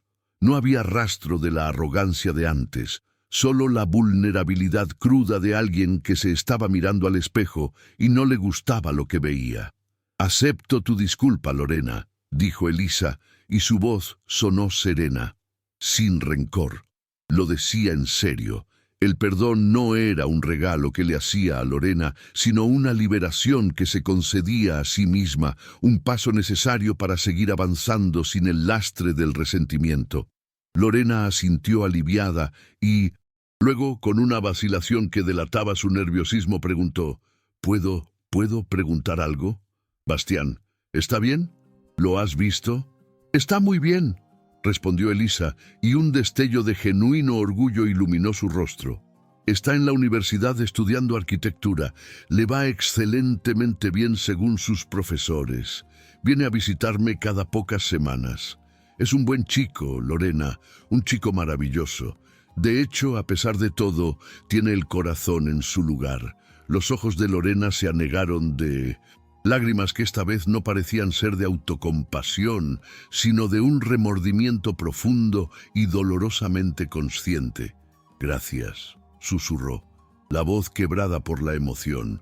«Gracias por cuidarlo, por ser para lo que yo debería haber sido». Esas palabras, cargadas de todo el peso de su fracaso maternal, se quedaron flotando en la habitación mucho después de que Lorena se marchara, cabizbaja y con los hombros caídos, pero tal vez, solo tal vez, un poco más ligera. Después de su partida, Elisa salió al jardín. La primavera estaba en su apogeo y el aire olía a tierra húmeda, a hierba recién cortada y al dulce perfume de los rosales. Se sentó en el banco de madera que el señor Alarcón había colocado años atrás bajo el viejo roble y se envolvió en el chal de lana fina que había pertenecido a la señora Elvira, una prenda que ahora era uno de sus más preciados tesoros. Observó los rosales que con paciencia y dedicación había logrado rescatar de la negligencia. Estaban floreciendo de nuevo, las rosas rojas, como sangres abiertas contra el verde intenso de las hojas. Eran un espectáculo de vitalidad, de belleza que se abría paso a través de las ramas secas. Cada pétalo era una promesa mantenida, un símbolo de que incluso lo que parece muerto puede renacer con el cuidado adecuado. Permaneció allí hasta que el crepúsculo tiñó el cielo de naranja y púrpura, pensando en el intrincado camino que las vidas de todos ellos habían tomado.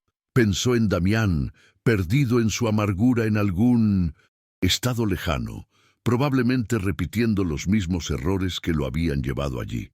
Pensó en Lorena, al menos intentando escarbar en sus heridas para encontrar una versión mejor de sí misma. Un camino arduo, pero que merecía respeto. Y pensó en Bastián, el más joven, el más esperanzador, que llevaba consigo la semilla de la integridad de su abuelo y que con el apoyo adecuado podría florecer en un hombre completo. Y por supuesto, pensó en Gregorio, en su valentía para tomar una decisión que partió en dos la historia de su familia. No había sido un acto de venganza, lo entendía ahora con una claridad que calaba hasta los huesos. Había sido un acto de justicia poética y desesperada, un testamento que hablaba del valor incalculable de la presencia, la lealtad y el amor demostrado en los pequeños actos de cada día. Un año después de la muerte del señor Alarcón, Elisa organizó una pequeña ceremonia en su tumba. Solo ella y Bastián. La lápida, ahora perfectamente instalada, era de granito pulido y simple, tal como Gregorio había especificado en sus instrucciones. No había epitafios grandilocuentes, solo su nombre, las fechas y una breve inscripción que Elisa había añadido tras mucha reflexión, amado en la memoria de quienes eligieron quedarse. Trajeron flores frescas, rosas rojas del jardín que Elisa había resucitado con paciencia y dedicación, y se quedaron en silencio durante un rato, cada uno perdido en sus propios pensamientos. El aire olía a tierra húmeda y a la dulzura de las flores, una combinación que a Elisa siempre le había parecido profundamente tranquilizadora. Bastián, más alto y con una seriedad en la mirada que no había tenido un año atrás, rompió el silencio. ¿Crees que hizo lo correcto? Elisa no respondió de inmediato.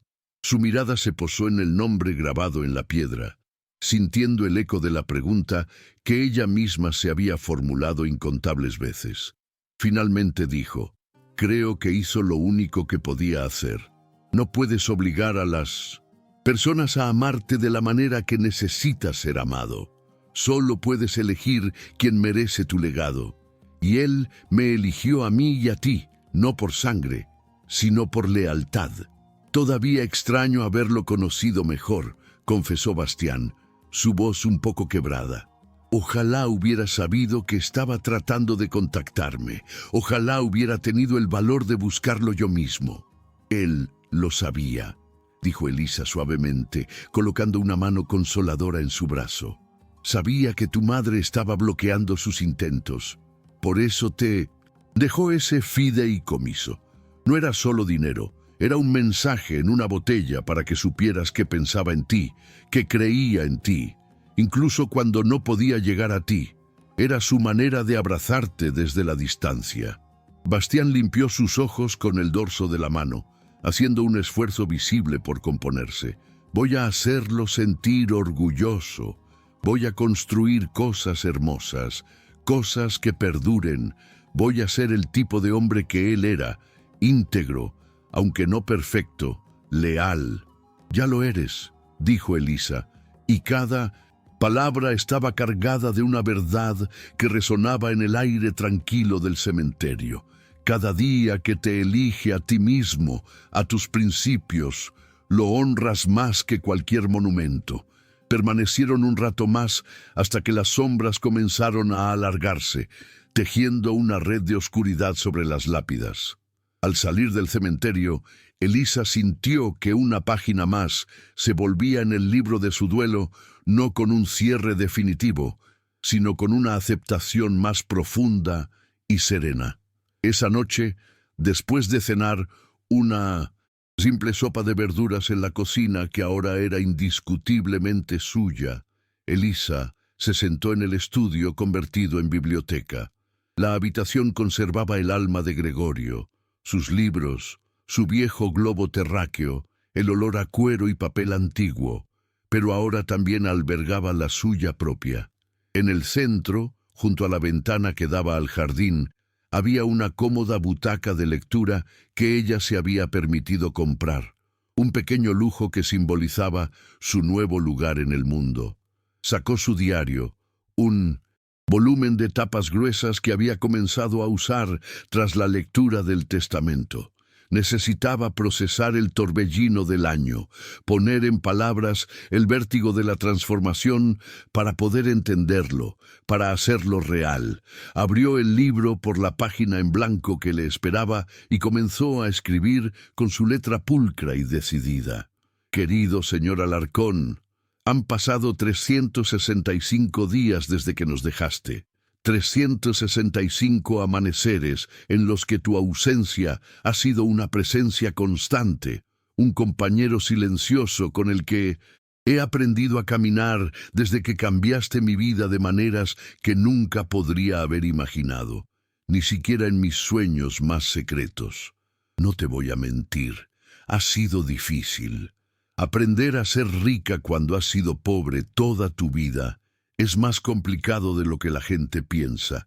No es solo números en una cuenta bancaria, es sobre desaprender la ansiedad que susurra que todo puede esfumarse mañana. Es sobre mirar un recibo sin que el corazón se acelere, sobre entrar en una tienda sin calcular mentalmente cuántos días de trabajo representa cada prenda. Aprender a tomar decisiones sobre millones de dólares cuando estás acostumbrada a preocuparte por pagar la renta es aterrador.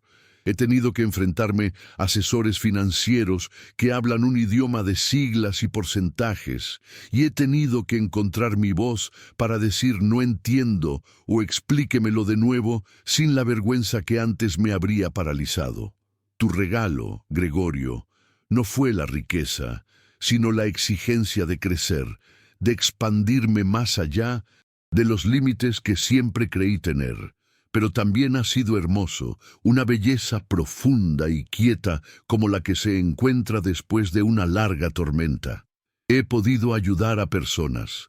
He convertido la casa de Villa Serena en el refugio del cuidador, un lugar donde hombres y mujeres que han dedicado sus vidas a cuidar de otros pueden descansar, ser cuidados a su vez.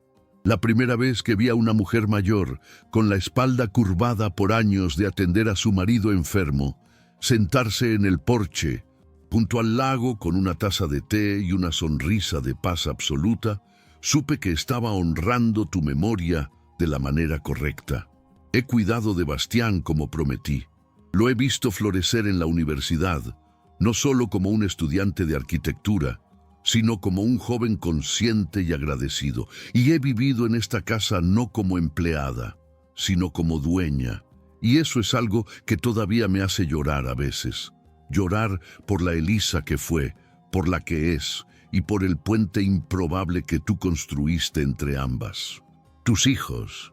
Bueno, Damián está perdido. Las noticias que llegan a través de conocidos lo pintan en una espiral de amargura en algún estado lejano. Dicen que su matrimonio con Bárbara se deshizo como azúcar en el agua, que sus negocios flaquean. No creo que alguna vez entienda lo que perdió, porque para entenderlo tendría que mirarse a sí mismo con una honestidad que siempre evitó. Pero Lorena, creo que hay esperanza para ella. Está tratando, está cambiando. La vi hace unos meses, ¿sabes? Vino sin la armadura de sus vestidos de diseñador, con el rostro desnudo y vulnerable. Me pidió disculpas, no por el dinero, sino por no haberme visto como una persona todos esos años. No sé si alguna vez será la hija que querías, la que jugaba entre los rosales sin una preocupación en el mundo, pero al menos está tratando de ser una mejor persona, de excavar en sus propias heridas para encontrar algo auténtico. Eso merece respeto, aunque el camino sea arduo. Bastián, oh, Bastián, es todo lo que esperaba. Así más, es amable sin ser débil, es trabajador sin ser ambicioso de una manera voraz, es genuino en un mundo lleno de ecos. Tiene tus ojos, Gregorio. Esos ojos que parecían ver más allá de las palabras. Te habría encantado ver el hombre en el que se está convirtiendo con sus planos desplegados sobre la mesa de la cocina, explicándome con pasión cómo los espacios pueden moldear las emociones de las personas. En él, tu legado no es una carga, sino una semilla. En cuanto a mí, finalmente entiendo lo que estabas tratando de enseñar con tu última y monumental decisión, que el amor no es sobre la sangre o las obligaciones impuestas, es sobre la elección consciente y diaria, sobre elegir aparecer día tras día, incluso cuando es difícil, incluso cuando duele, incluso cuando no hay recompensa visible a la vuelta de la esquina. Elegiste amarme cuando no tenías que hacerlo, cuando la sociedad te decía que tu lealtad debía estar el suar, y ahora vivo cada día tratando de honrar ese regalo, imborrable, tratando de ser digna de la fe que un hombre orgulloso y solitario depositó en una mujer que simplemente se quedó. Gracias, mi querido amigo, por todo, por verme, realmente verme, cuando para los demás era solo parte del mobiliario, por valorarme no por lo que hacía, sino por quién era mientras lo hacía, por darme la oportunidad de una vida que nunca me atreví a soñar y por confiar en que sabría qué hacer con ella. Espero que donde estés, finalmente estés en paz junto a Elvira, quizás cuidando de un jardín eterno libre de inviernos. Y espero que sepas, con la certeza absoluta que ahora guía mis días, que no estás olvidado. No por mí, nunca por mí, con todo mi cariño y gratitud eterna, Elisa. Cerró el diario, sintiendo el peso de las palabras y de la tinta seca bajo sus dedos. Lo colocó con cuidado en el estante, junto a las obras de Galdós, que tanto había amado Gregorio. La casa estaba en silencio, pero no vacía. Nunca vacía. Estaba impregnada de recuerdos que ya no punzaban, sino que acariciaban, de un amor que había trascendido la muerte para convertirse en un faro, de lecciones aprendidas con el dolor agudo de la pérdida, pero con la sabiduría tranquila de quien ha mirado al abismo y ha encontrado en su interior la fuerza para no caer. Se levantó y caminó hasta la ventana. El jardín, bañado por la luz plateada de la luna llena, era un cuadro de sombras y destellos. Los rosales, aquellos que Gregorio había plantado con sus propias manos y que ella había salvado de la negligencia, se mecían suavemente en la brisa nocturna, sus pétalos rojos como gotas de sangre oscuras sobre la penumbra. Y por un momento, solo por un momento, no fue una cuestión de fe o de imaginación, sino de pura percepción. Podría jurar que escuchó entre el susurro de las hojas una voz familiar serena y llena de una aprobación infinita. Bien hecho, mi querida amiga, bien hecho. No era un sonido que llegara a los oídos, sino una vibración que resonaba en el centro mismo de su pecho, una certeza que se instaló en su corazón con la suavidad de una pluma que encuentra su lugar. Una sonrisa, tierna y cargada de todas las lágrimas que ya no necesitaba llorar, se dibujó en sus labios. Secándose una única lágrima que logró escapar, Elisa susurró hacia la noche, hacia las rosas, hacia la memoria que habitaba cada rincón de aquella casa. Descansa en paz, señor Alarcón. Tu legado está en buenas manos. Y lo estaba. El testamento de Gregorio Alarcón había cumplido su propósito. Honrar la lealtad de Elisa, ofrecer a Bastián un futuro y obligar a sus hijos a enfrentar sus elecciones. No se trataba de dinero, sino del reconocimiento de que la familia que eliges puede ser más valiosa que la que te fue dada. Porque al final, el testamento del millonario no se trataba de dinero, propiedades o lecciones duras. Se trataba de algo mucho más simple y profundo, el reconocimiento de que a veces la familia que eliges es más valiosa que la familia que te fue dada. Esa verdad, sólida y serena, como una roca pulida por el mar, se había instalado en el centro de la existencia de Elisa. Esa verdad, sólida y serena como una roca pulida por el mar, se había instalado en el centro de la existencia de Elisa. La mansión en la calle de los Fresnos ya no era un recordatorio de su servicio, sino un testimonio de una elección consciente, de un amor reconocido, Cada mañana, al despertar en la habitación que había sido de invitados y que ahora era suya, experimentaba un fugaz instante de asombro antes de que la paz volviera a asentarse. La casa no le pertenecía a ella pertenecía a la casa, a su historia, a la memoria que ahora custodiaba con un cuidado reverencial. Una de sus primeras decisiones como propietaria había sido restaurar el jardín de rosas. Contrató a un especialista, un hombre mayor y callado que conocía el lenguaje secreto de la tierra y las plantas. Juntos, pacientemente, habían rehabilitado los rosales que Gregorio Alarcón había plantado con sus propias manos para Elvira. Elisa pasaba las tardes junto a ellos, no solo supervisando, sino aprendiendo. Aprendió sobre la poda, sobre el abono, sobre la precisa cantidad de sol y agua que necesitaban aquellas criaturas espinosas y bellas. Un día, mientras colocaba con cuidado una guía para un tallo rebelde, encontró una pequeña placa de latín medio oculta entre las raíces. Decía para Elvira, cuyo perfume perdura más que el de cualquier rosa. Nadie la había visto en años. Elisa la limpió y la colocó en un lugar visible donde el sol de la tarde pudiera acariciarla. Ahora los capullos comenzaban a abrirse de nuevo, un rojo intenso y vibrante que manchaba de color el verde del jardín. Eran la promesa de que la belleza podía renacer del abandono, de que el cuidado constante podía revertir la decadencia.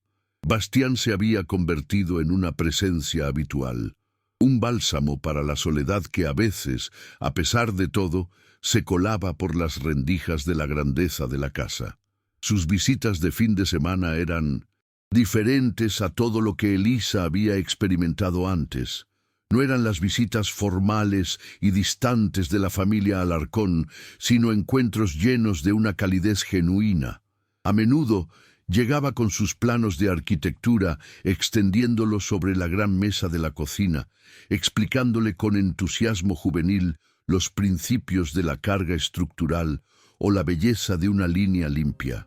Elisa lo escuchaba a veces sin entender todos los términos, pero siempre comprendiendo lo esencial, la pasión, el propósito. Él veía en ella no a la antigua empleada, sino a la amiga de su abuelo, a la guardiana de su legado, a la persona que creía en él sin condiciones. En una de esas tardes, mientras llovía suavemente contra los ventanales, Bastián le confesó algo que llevaba semanas rumeando. «No quiero solo el dinero del fideicomiso, Elisa», dijo, sus dedos trazando el contorno de un edificio en un plano húmedo. «Quiero ganármelo. Quiero trabajar contigo aquí durante los veranos, en la casa de Villa Serena, en lo que sea». El abuelo escribió que valoraba el trabajo duro. Quiero que sepa que escuché esa parte también. Elisa sintió que el orgullo le inundaba el pecho. No era el orgullo de la posesión, sino el de ver crecer a alguien con integridad. Por supuesto, Bastián, la casa de Villa Serena necesita un supervisor joven, alguien con ojos nuevos. ¿Podrías ayudarme con los planos para la nueva ala que queremos construir para los cuidadores? El proyecto de la casa de Villa Serena se había convertido en su obra magna. El refugio Alarcón, como decidió llamarlo, estaba tomando forma. No era un lujoso hotel, sino un lugar acogedor y tranquilo donde cuidadores de personas mayores o enfermos crónicos pudieran pasar una semana gratis, descansar, ser cuidados en lugar de cuidar. Había contratado a un pequeño equipo, una cocinera, una enfermera, un psicólogo que ofrecía terapia grupal. Elisa viajaba allí 2 veces por semana y cada vez que recorría los pasillos limpios y llenos de luz, sentía la aprobación tácita de Gregorio. Él, que había valorado tanto su cuidado, ahora extendía ese consuelo a otros a través de ella.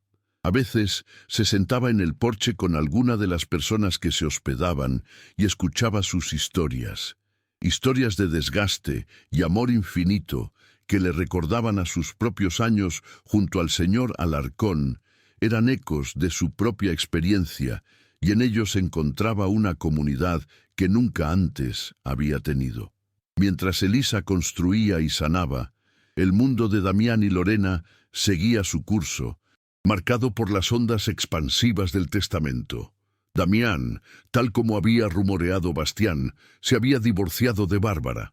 La fortuna que había dado por hecha se había esfumado, y con ella, la mujer que estaba a su lado por esa misma razón, perdió su posición en el club de campo. Según supo Elisa, a través de Ramiro, había aceptado un trabajo como gerente regional de una cadena de tiendas, una posición muy por debajo de sus aspiraciones anteriores. Era un hombre reducido, no solo en riqueza, sino en espíritu. La carta de su padre había actuado como un ácido, disolviendo la armadura de arrogancia tras la que se había refugiado toda su vida. Y lo que quedaba era una amargura vacía. No hubo más intentos de contacto, ni siquiera a través de abogados. Parecía haber aceptado, o al menos haber sucumbido al veredicto paterno. Lorena, en cambio, continuaba su lento y doloroso camino de introspección. Su transformación era visible. Había vendido su coche deportivo, se había mudado a un apartamento más modesto y había empezado a trabajar como coordinadora de eventos en una pequeña galería de arte. El trabajo era menos lucrativo, pero parecía darle una satisfacción que su vida anterior de ociosidad nunca le había proporcionado. Una tarde de sábado apareció en la mansión sin previo aviso. Bastián estaba allí, y la tensión en la habitación fue palpable cuando Elisa lo dejó solo con su madre en la sala de estar. A través de la puerta entreabierta, Elisa no podía evitar oír fragmentos de la conversación. «Tu abuelo», comenzó Lorena, su voz temblorosa. «Lo sé, mamá, lo sé todo». La interrumpió Bastián, no con dureza, sino con una firmeza que no esperaba de su hijo. «Leí sus cartas, todas. Bastián, yo tenía miedo de que te fueras, de que él te alejara de mí. Él no quería alejarme de ti. Quería conocerme. Tú me alejaste de él». El silencio que siguió fue pesado, cargado de años de omisiones y verdades a medias. Luego Elisa escuchó el sonido de un sollozo contenido. «Tienes razón», admitió Lorena, y en su voz había un deje de liberación, como si una verdad dolorosa fuera al mismo tiempo descargar un peso inmenso. «No tengo excusas, solo puedo intentar, Bastián. Puedo intentar ser la madre que debería haber sido. No merezco tu perdón, pero te pido la oportunidad de intentar ganármelo». Elisa se alejó de la puerta entonces, concediéndoles la intimidad de ese momento crucial. Más tarde, cuando Lorena se marchó, Bastián se acercó a Elisa en la cocina. Sus ojos estaban enrojecidos, pero su mirada era clara. Dijo que quiere empezar de cero, como si me conociera por primera vez. «¿Y tú qué piensas?», preguntó Elisa sirviéndole una taza de té. «Le dije que lo intentaría», respondió él encogiéndose levemente de hombros. «El abuelo no me dejó ese fideicomiso para que guardara rencor. Me lo dejó para que tuviera un futuro. Y un futuro incluye la posibilidad de que las personas cambien, ¿no?». Elisa asintió, una oleada de afecto por aquel joven llenándola por el completo. Gregorio había visto con claridad. Bastián era sin duda el mejor de todos ellos. Los meses se convirtieron en un año y luego en 2. La vida de Elisa adquirió un ritmo nuevo, una armonía compuesta de responsabilidad y plenitud. Administraba la fortuna con la misma meticulosidad con la que una vez administró el hogar de los Alarcón, pero ahora lo hacía con la visión puesta en un legado perdurable. El refugio Alarcón floreció, y las cartas de agradecimiento de los cuidadores que pasaban por allí se convirtieron en sus posesiones más preciadas. Eran la prueba tangible de que el acto final de Gregorio había generado un círculo virtuoso de cuidado y compasión, una primavera especialmente espléndida. Con los rosales en su máximo esplendor, Elisa organizó una pequeña cena en el jardín, solo para ella, Bastián y por primera vez, Lorena. No fue una reunión fácil. Los fantasmas de las cenas pasadas, llenas de superficialidad y conversaciones vacías, parecían merodear entre ellos. Pero hubo un esfuerzo consciente, un deseo compartido de tender puente sobre el abismo del pasado. Lorena habló de su trabajo en la galería, de cómo estaba redescubriendo el valor del arte, no por su precio, sino por su capacidad de conmover. Bastián habló de sus estudios, de un proyecto que había ganado un premio universitario, y Elisa habló del refugio, de las vidas que se tocaban y mejoraban allí. No era la familia convencional que Gregorio Alarcón había soñado en sus primeros años, pero era una familia auténtica, construida sobre el reconocimiento de los errores, el perdón tentativo y la elección consciente de estar juntos. Esa noche, después de que Bastián y Lorena se hubieron marchado, Elisa se quedó en el jardín respirando el aroma embriagador de las rosas. La luna, llena y plateada, bañaba el césped. Recordó la voz que había percibido hacía tanto tiempo, aquella aprobación silenciosa que había resonado en su pecho. Ahora la sentía no como un eco, sino como una presencia serena y permanente, tejida en la misma esencia de la casa, del jardín, de la vida que había construido. El testamento de Gregorio Alarcón había sido en esencia una semilla de justicia, sí, pero también de redención. Al desheredar a sus hijos, les había obligado a enfrentarse a su propio vacío, a la persona en la que se habían convertido. A Damián, la lección lo había quebrado. A Lorena, la había humillado hasta el punto de comenzar a reconstruirse. A Bastián le había dado las herramientas y la confianza para forjar su propio destino. Y a Elisa, la mujer que había estado allí, constante como el latir de un reloj, le había dado la libertad, la agencia y la confirmación irrevocable de que su amor silencioso y laborioso había sido al final el amor más poderoso de todos. No hubo un final feliz al estilo de las películas con reconciliaciones perfectas y fortunas restauradas. Hubo, en cambio, algo más real y perdurable: paz.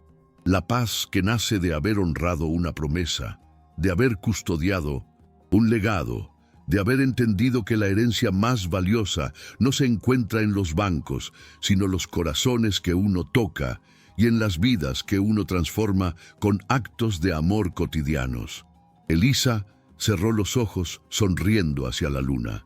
El legado de Gregorio Alarcón estaba verdaderamente en buenas manos y seguiría estándolo generación tras generación en el refugio que ofrecía consuelo, en el joven que construía sus sueños con integridad y en la mujer que, desde la quietud de un jardín perfumado, había aprendido que la familia no es un accidente de sangre, sino un milagro de la elección y la lealtad.